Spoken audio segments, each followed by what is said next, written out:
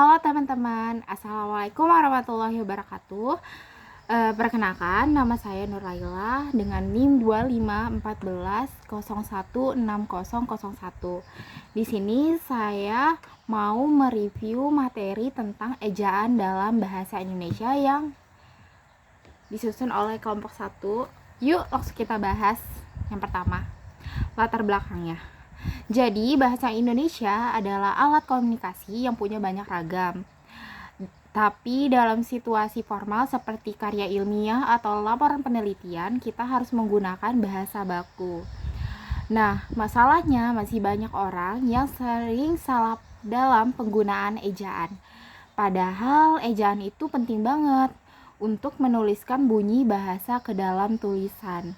Makanya penguasaan ejaan itu wajib, apalagi buat yang sering berkecimpungan di dunia akademik.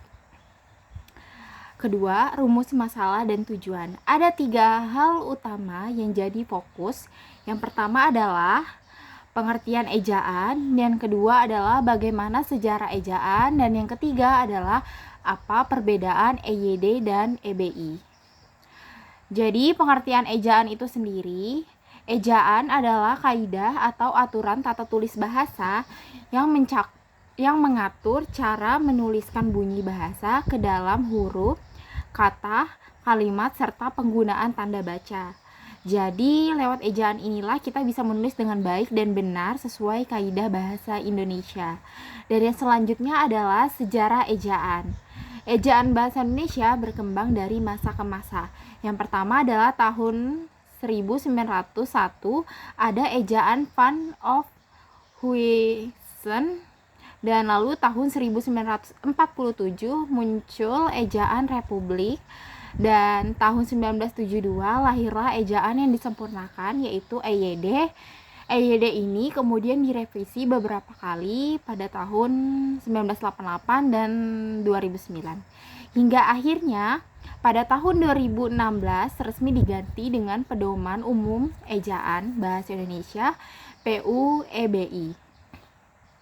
Perubahan ini terjadi karena perkembangan ilmu pengetahuan dan teknologi sehingga bahasa Indonesia juga menyesuaikan diri.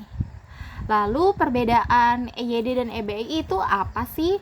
Jadi ada beberapa yang membedakannya, antara lain yang pertama adalah pelafalan vokal e, dan yang kedua adalah tambahan bunyi vokal atau diftong, dan yang ketiga adalah penulisan huruf kapital, dan yang keempat adalah aturan penulisan huruf tebal.